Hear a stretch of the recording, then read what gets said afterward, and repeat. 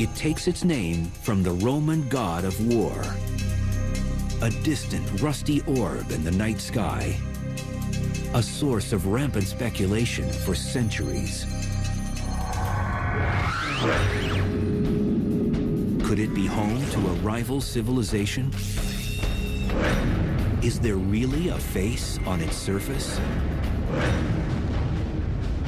This intriguing planetary neighbor still captivates us. And as both a potential base for future colonization and the keeper of 4-billion-year-old biological secrets, Mars, the red planet, may hold the keys to both our future and our past.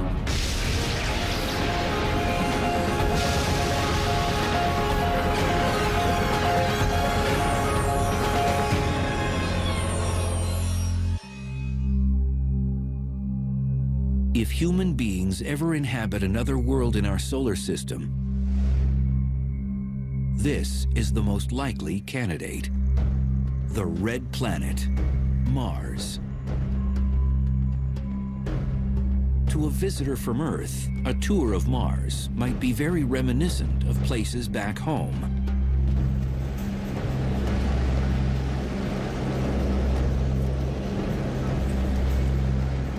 Places like Southern California's Mojave Desert,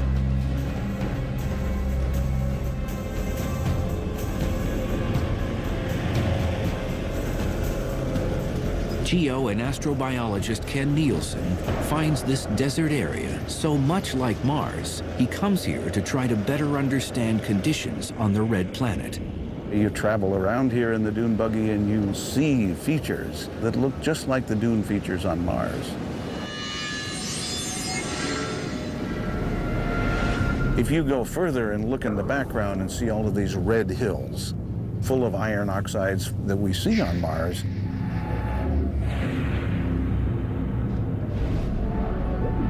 Mars is filled with iron, and its oxidized iron, basically rust, turns into dust particles.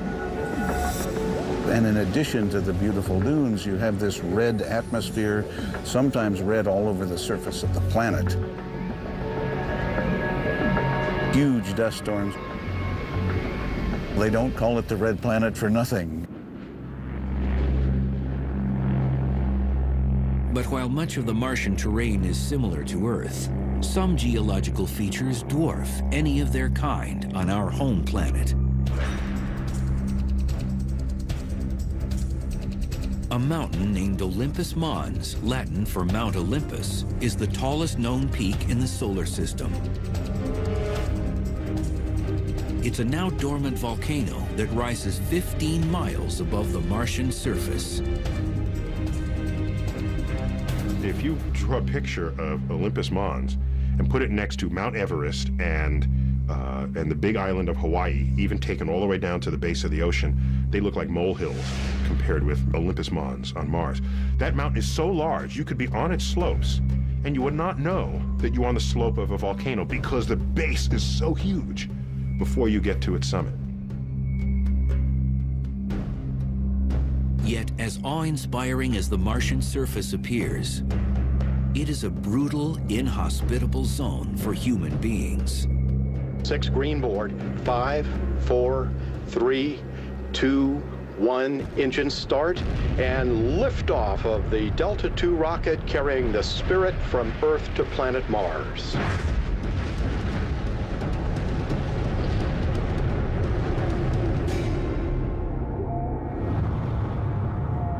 It's cold, it's dry, it's desolate.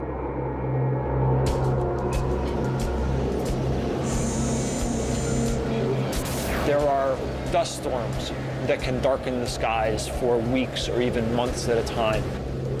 It goes down to 100 degrees below zero at night, every night. Compounding these cruel conditions is an atmosphere with no oxygen. Martian air and even occasional cloud formations are made up almost entirely of carbon dioxide. So it's not a nice place. You wouldn't enjoy it if you went there.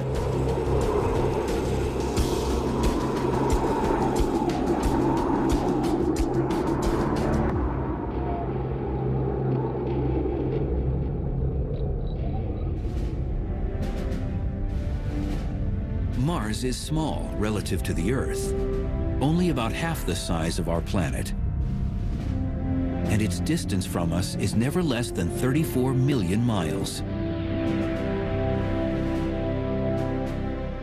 It appears as nothing more than a tiny red orb in our night sky.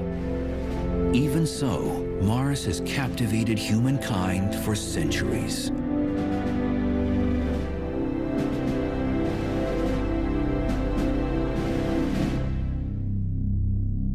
The planet takes its name from the Roman god of war. The Romans associated this distant world with hostility and unrest because of its blood-like color and because of its distinctive movement in the sky. Mars wanders. It doesn't do what the stars do.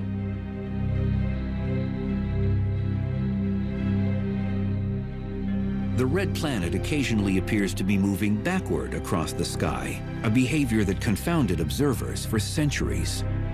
But in 1514, close study of this planetary movement led Polish astronomer Nicholas Copernicus to a revolutionary understanding of the solar system.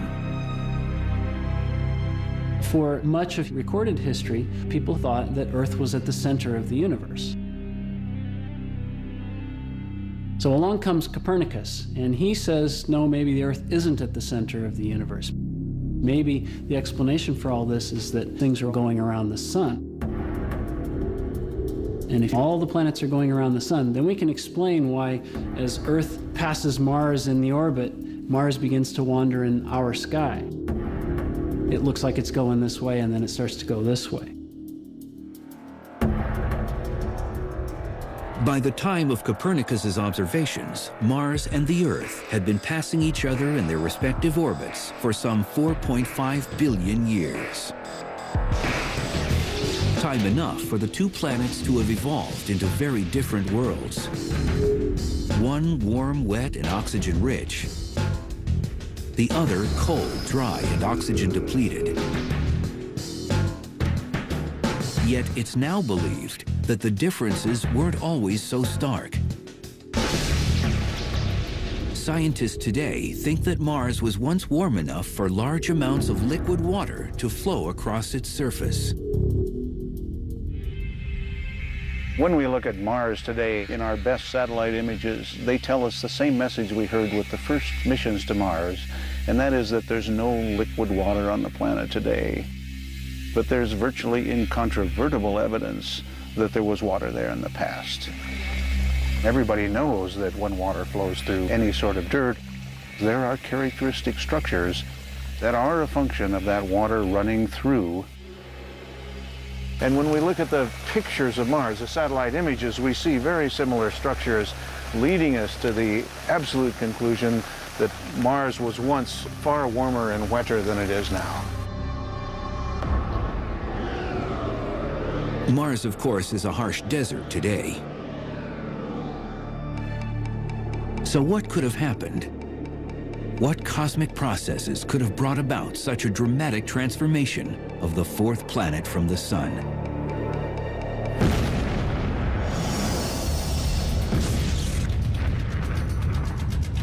The story begins with the origin of the solar system.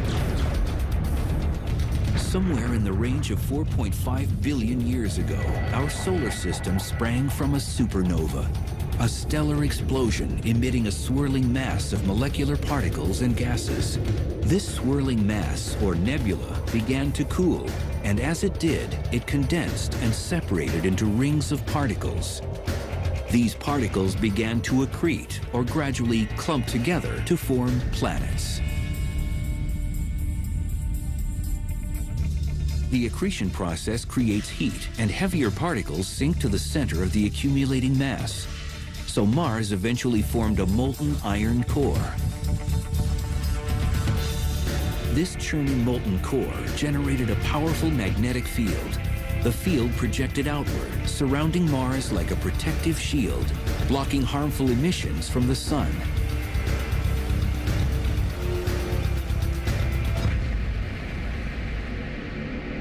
You have this constant pressure from the sun, which we call the solar wind. The solar winds made up of protons, electrons, cosmic rays, all of these kinds of charged particles that could ionize the atmosphere, as we call sputter it away. But eventually, Mars lost its protective shield and most of its atmosphere. The moment the accretion process ended, the planet began to cool. The iron core was no longer able to generate this magnetic field, and then the solar wind started pounding the surface of Mars. That's a scenario that a lot of people believe.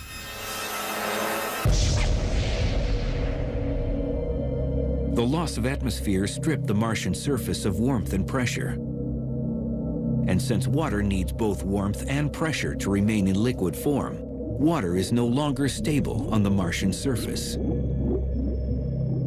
You put a pan of water out on Mars, it's going to evaporate very fast and try to freeze at the same time. One or the other will win out, but you won't have a nice liquid pan of water. That's not to say, however, that there is no water on the planet at all. While liquid water is no longer stable on Mars, frozen water, ice, is a different story. And evidence suggests that still today, tons of water ice might lie just below the Martian polar caps. Locked within that ice might just be the holy grail of space exploration.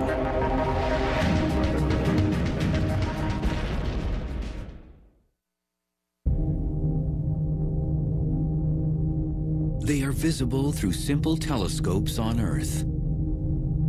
And they are unquestionably the first planetary features noticeable during an approach to Mars through space.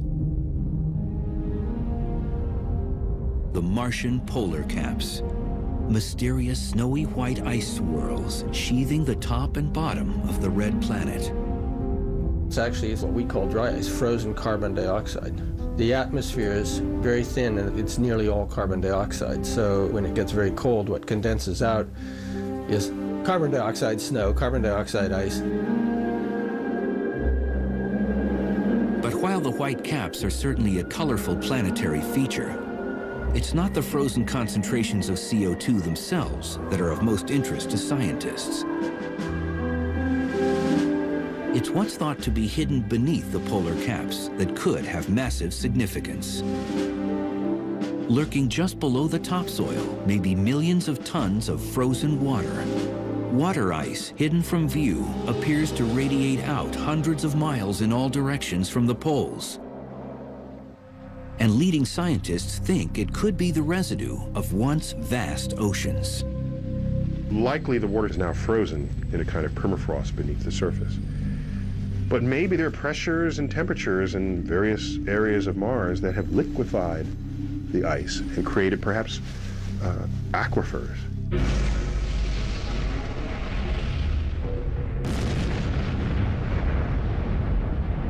We can see craters, an impact has happened. Asteroid has hit Mars, blown out a lot of stuff. It doesn't blow out dry powder like on the moon and make rays and rubble. It throws out kind of a muddy slurry of stuff. So the conclusion is that you're actually impacting into ice like northern Canada, permafrost layers, tundra kind of stuff. Orbiting spacecraft have picked up strong indicators for the existence of water ice at the Martian poles. Remote measurements of soil composition have detected high levels of hydrogen. Water, of course, is 1 part oxygen and 2 parts hydrogen, so the possibility of ice hiding below the surface in those areas is overwhelming. But while strong evidence of ice at the Martian poles may be relatively new, speculation that water existed there became common more than a century ago. And its implication that intelligent life could also exist on the red planet elicited widespread anxiety on Earth for much of the first half of the 20th century. astronomers pointed the first telescopes toward Mars in 1610. As spyglass technology steadily improved, the blurred image of the red planet drew ever closer to the eyes of earthly observers. By 1877, telescopes could enlarge the image of the distant planet so that it appeared roughly the size of a dime held at arm's length. Certainly not impressive by modern standards, but it was enough for the director of the Milan Observatory, Giovanni Schiaparelli, to attempt to sketch the Martian surface and name its geological features. Schiaparelli peered at the hazy, shifting visage night after night for months. And he sees what he thinks are crisscross lines on the surface of Mars. Turns out later, what he saw isn't exactly what's up there, but still, through his crude telescope, that's what he could see. The respected Italian astronomer sketched these lines and gave them a name. Schiaparelli interpreted these lines as channels of some sort. He didn't really know. Well, the Italian word that he applied to them was canali. That word, translated to English, should have been translated as channels, but instead it got mistranslated as canals. Since straight lines do not normally appear in nature, Schiaparelli's sketches gave birth to the idea that some form of intelligent life must exist on Mars. It was an arresting notion, widely debated among astronomers of the day. Later, in 1894, a wealthy Bostonian named Percival Lowell was so intrigued by this possibility that he paid to have a large telescope constructed on a mountainside in Flagstaff, Arizona. He spent the next 2 decades observing, sketching, and speculating about the red planet. He convinced himself that he was seeing networks of straight lines on Mars, which he thought were canals. What was the big news of the day? The Panama Canal. That's what great planetary civilizations do. They build canals.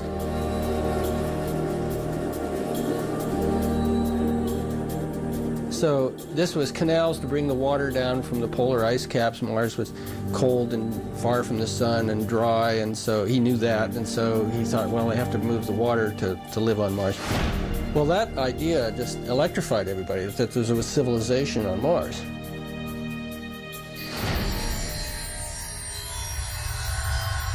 Against this backdrop, on Halloween night 1938, a young actor named Orson Welles broadcasted a dramatization of War of the Worlds, a novella by British author H.G. Wells, in which sinister Martians land on Earth and wreak havoc.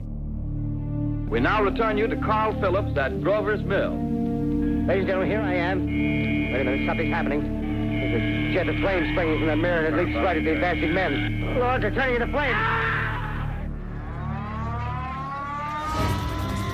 Thousands of citizens believed the invasion was real.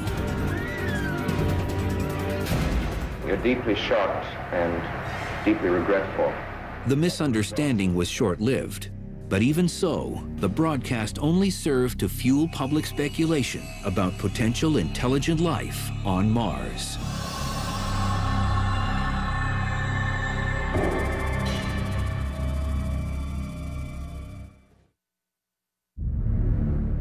Mars, it had intrigued humankind for thousands of years. And in the mid-20th century, humans finally got a closer look at the mysterious planet.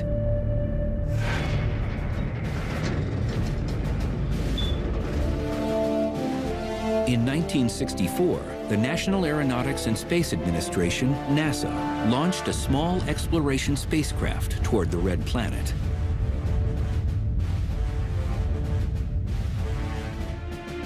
Its name was Mariner 4. It had a television camera, and its mission was to fly past Mars and send back pictures. It could only make one pass.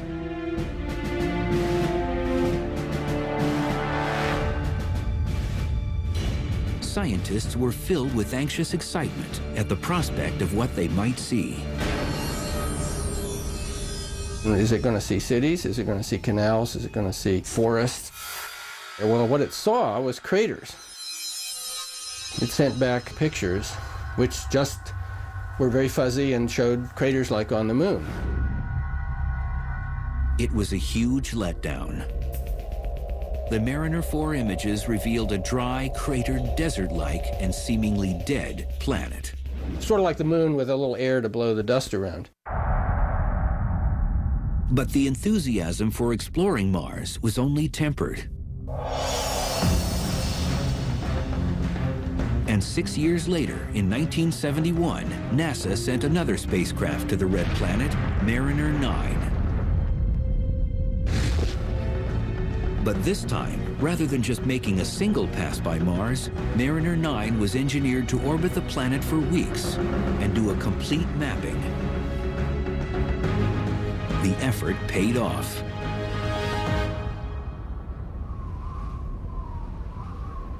After waiting out a planet-wide dust storm, Mariner 9 started returning spectacular images.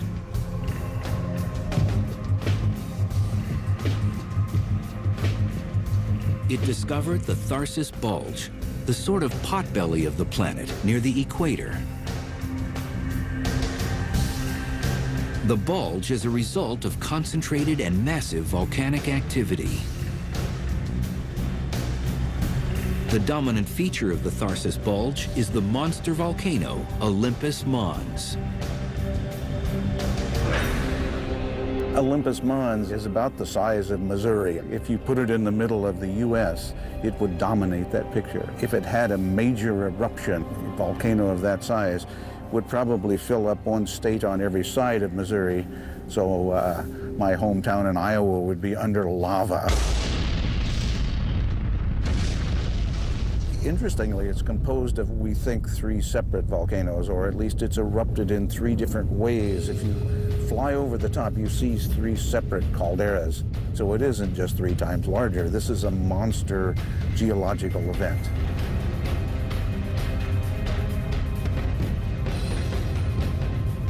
But in fact, if you were on the edge, the slope is so gradual and the peak is more than 100 miles away that you would know that it was a volcano. It's that massive.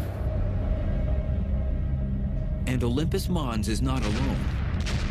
A few hundred miles southeast of the mountain stands a diagonal row of 3 other evenly spaced enormous volcanoes, each larger than any of its type on Earth. Yet, as magnificent as it is, the Tharsis region isn't the only spectacular geological feature discovered by Mariner 9. At the eastern edge of the bulge is a colossal tear in the crust of the red planet. It's called Valles Marineris, Mariner Valley, in honor of the Mariner 9 orbiter itself. You look at this thing, it is like the width of the United States. It's this cleaved valley. You know the Grand Canyon in the United States? Pump it up, put it on steroids, make it the size of the United States itself, you've got Mariner Valley.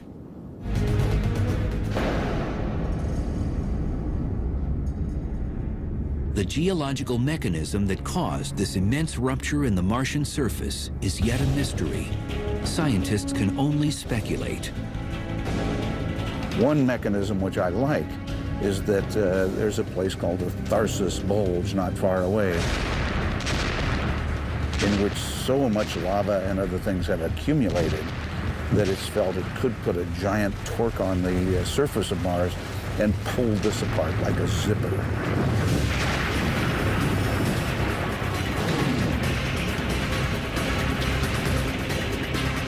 Well, who knows if that's true, but one needs a mechanism different from anything that we know to explain the existence of that.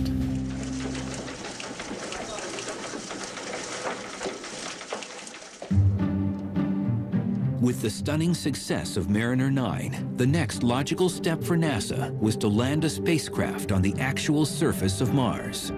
Scientists were eager to test rock and soil samples for signs of life.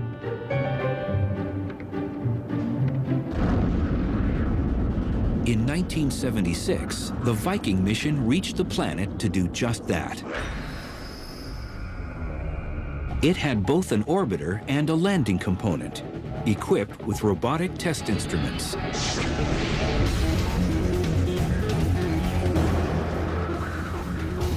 And we get right down on the surface and we scoop up some soil and we don't find a thing. Mars looks like a cold, dry, dead place.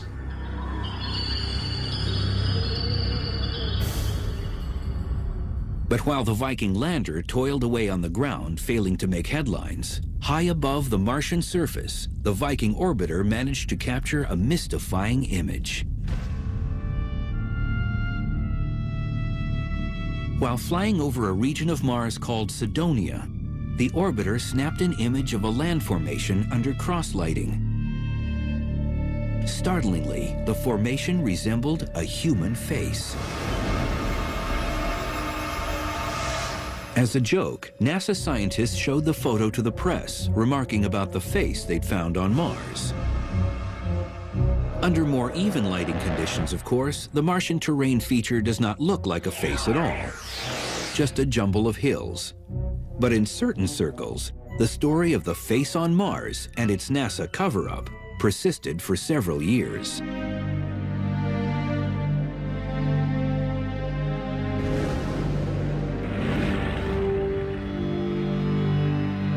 True Mars enthusiasts, on the other hand, faced a more sober reality following the Viking mission.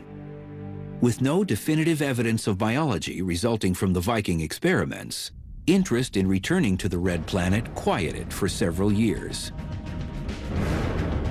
Then, in 1984, a young scientist on an expedition in Antarctica made a discovery that ultimately infused new energy and hope into the quest to uncover life on Mars.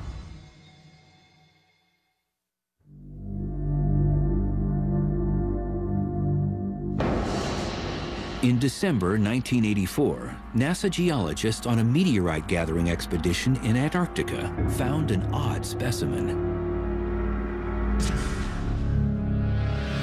A meteorite with an unusual color, a sort of green hue. Most are gray or brown. Back at NASA's Johnson Space Center in Houston, where such rocks are stored, it was labeled ALH 84001.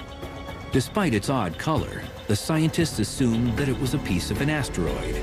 So the rock was pigeonholed into a group of meteorites, and it stayed there for 6 or 8 years.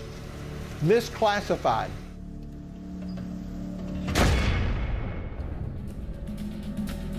Then, in the early 1990s, an analyst researching asteroids placed a piece of ALH 84001 under an electron microscope. He soon realized he was not looking at a normal meteorite. He was looking at a piece of Mars. The rock had characteristics that matched another Martian meteorite found in 1979. More scientists began studying this sample, and they were astonished when they eventually found what looked like carbon globules. Carbon, at least on Earth, is the primary building block of life.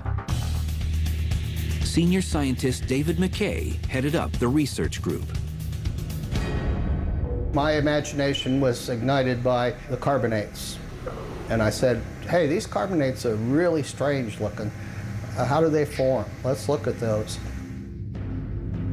Closer scrutiny of the rock sample brought even more startling discoveries. The kind of chemistry that went on in those globules is associated with life on Earth.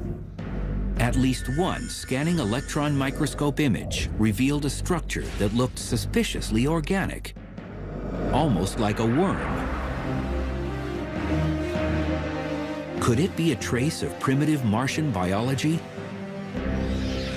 I think that worm is biologic. Whether it's a complete fossil of bacterium is problematical. It could be a part of a bacterium. It could be a section of one, but it's biologic in my view.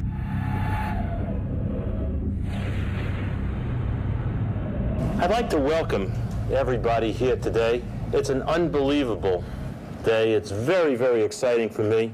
Finally, in 1996, after more than 2 years of study in which they had built 4 independent lines of evidence, the team was ready. They announced their hypothesis. ALH 84001 contained possible evidence of past life on Mars.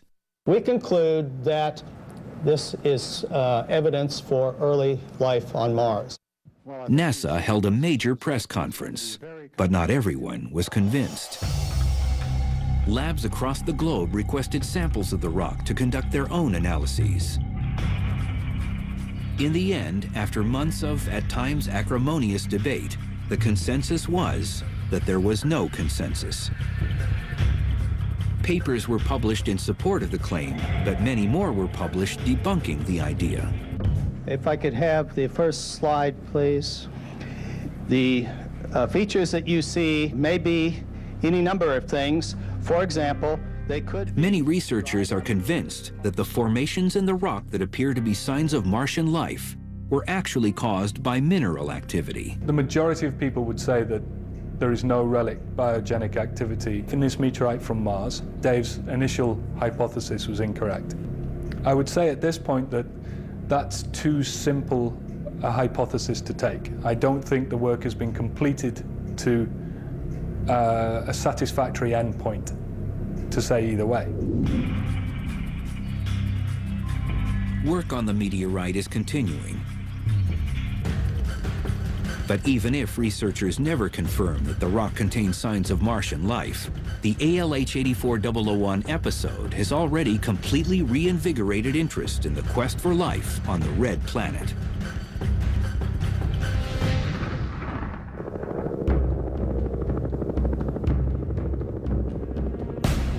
Ironically, the new push to find life on Mars has often led scientists yet again to the continent of Antarctica. Conditions in this part of the world are analogous in many ways to conditions on Mars. Seeking out life forms that manage to thrive in extreme circumstances here might shed light on how and where primitive life could have once taken hold on the red planet. One environment astrobiologist Dale Anderson focuses on is at the bottom of lakes, covered year-round with thick layers of ice. Most people said that because of the thick ice covers, you would find nothing but rocks. There would be very little to nothing on the bottom. The ice layer sealing off many of these lakes is up to 15 feet thick, but rather than trying to blast or drill through it and disturbing the ecosystem below, Anderson and team have found a much less damaging approach. They let a massive coil of copper tubing make an opening. Then you just pass a hot liquid through it, throw it out on the ice, and let it melt its way down. It takes about 24 hours. It melts through the ice, then we've got this very nice, clean hole to dive through. Divers enter the water wearing full-body dry suits. And what they find at the bottom of nearly every Antarctica lake bed is a testament to the stubborn tenacity of life. Mats of microbial organisms are thriving in frigid environments that receive virtually no sunlight. Most people thought that if you had less than about 1% of the surface light, you wouldn't have any photosynthesis taking place down on the bottom. They wouldn't be able to use enough light to live. It's turned out that they can photosynthesize with light levels down to 1/10 of 1%.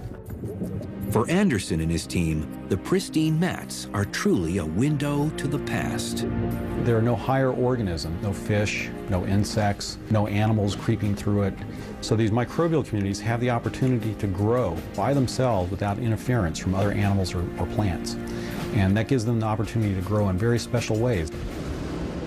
Is it possible that a similar form of microbial life could still reside somewhere beneath the frozen surface of Mars? Especially at the hydrogen-rich poles? Anderson and scientists like him believe it is worth investigating.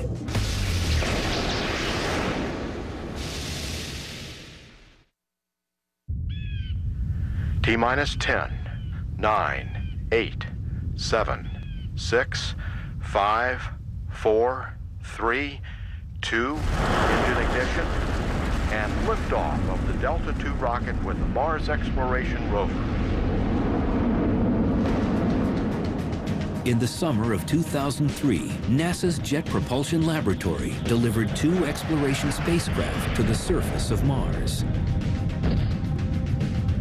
Missions to the red planet are only feasible once every 2 years during a specific short window of time. The launch must be timed so that the spacecraft and Mars arrive at a specific point in the planet's orbit at the same time. The journey across the 34 million mile distance can take up to 7 months, and the trajectory must be perfect. The accuracy required to go from Earth to Mars and to hit the spot you want to be at on Mars is equivalent to shooting a basketball from Los Angeles to New York and have it go through without hitting the rim, nothing but net. All systems are go for entry, descent, and landing. We are currently 6 minutes from landing at the Gusev crater in the southern hemisphere of Mars. Current velocity 1,356 miles per hour. Expected parachute deploy in 5 seconds. Parachute lift detected.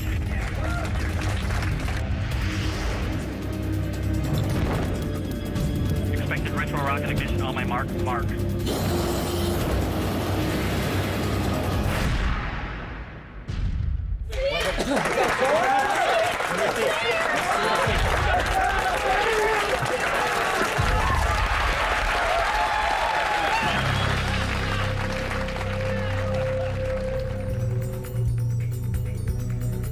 The spacecraft were actually rovers, robotic vehicles capable of traveling across the Martian surface and poking around.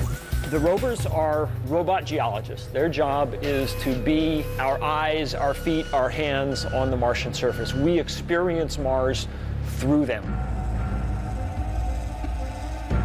They can reach out and they can touch rocks. There's this device called the RAT, R-A-T, the rock abrasion tool, which is a diamond tip grinding tool that we can use to grind into the interior of a rock, and so we can actually get a window inside the rock. They have sensors on the end of that arm, like there's a microscope, for telling us in detail what they look like. So we've got a whole bunch of tools similar to what a geologist would want if they were actually physically there on the scene. The rovers were named Spirit and Opportunity, and they are still exploring regions of Mars today at locations on the planet hundreds of miles from each other. Spirit landed in an area dubbed Gusev Crater. The crater is believed to be a dried-up lake bed, so if the water it once held contained biology, Spirit might uncover signs of it. Opportunity touched down in a region called Meridiani Planum. The area is intriguing because it contains an ancient layer of hematite, an iron oxide that on Earth usually forms in a spot that held liquid water. So far, neither rover has found signs of life. But both Spirit and Opportunity have uncovered ample proof that liquid water was once plentiful on the surface of the red planet. We've seen places where water soaked the rocks beneath the surface. We've seen places where water came to the surface and flowed over the Martian surface, creating little ripples that are still preserved in the rocks billions of years later.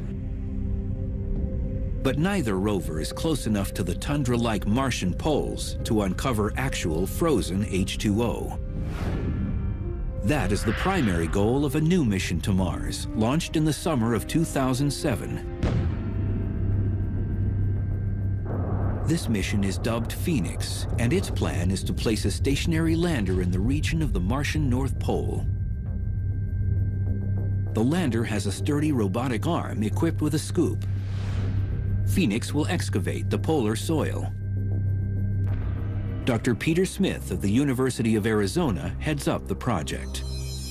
Our entire scientific mission is about understanding the properties of the soil and its interaction with the ice, and the properties of the ice and the ice interaction with the atmosphere.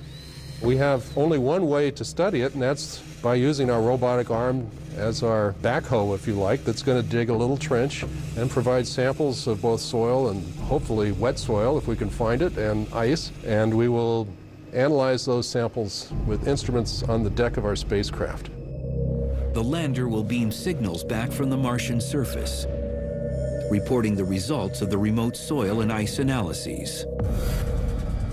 But before Phoenix has even had a chance to make it off the launch pad, a new wrinkle in the saga of water on Mars has revealed itself. Images beamed back from a spacecraft currently orbiting the red planet show evidence of a very unexpected event. It appears that a liquid flow of some sort has occurred within the last few years in a small gully at the edge of a deep Martian ravine. In 2001, the orbiter took photos of the exact same spot, but nothing of interest showed up in those shots. The new photos, on the other hand, showed a white residue in the gully, a residue seemingly left behind by a flow of liquid, possibly where water spurted from the ground and flowed for several hundred yards before transforming into vapor and vanishing. Scientists do not yet understand what might have caused such a flow, but many suspect that it's a result of some form of internal heat the planet must still contain. Clearly, it's a planet that's been volcanically active. And all of us are very hopeful that some places on Mars we could find hydrothermal vents. And not just because we want liquid water, but because the liquid water implies that this might be an environment that life could develop or be maintained.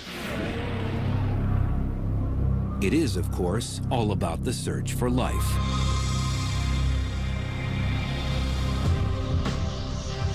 When all is said and done, the engine driving all of the astonishing scientific effort to explore the red planet is the burning desire of humankind to know if life exists elsewhere in the vast reaches of space. I think humans have, since the dawn of consciousness, wondered why they're here, and wondered what's up there, and wondered if there's more. And answering that question will sort of put us in some kind of perspective. It'll tell us what our place is in the universe to some extent. Finding life on Mars could also help us understand the origins of life on our own planet. And there could actually be, in the case of Mars and Earth, a significant connection. You know, if Mars developed life itself, maybe the conditions were right on Mars, but they weren't right on Earth. But yet Mars seeded our planet. Perhaps through meteoritic collisions, pieces of Mars arrived on Earth.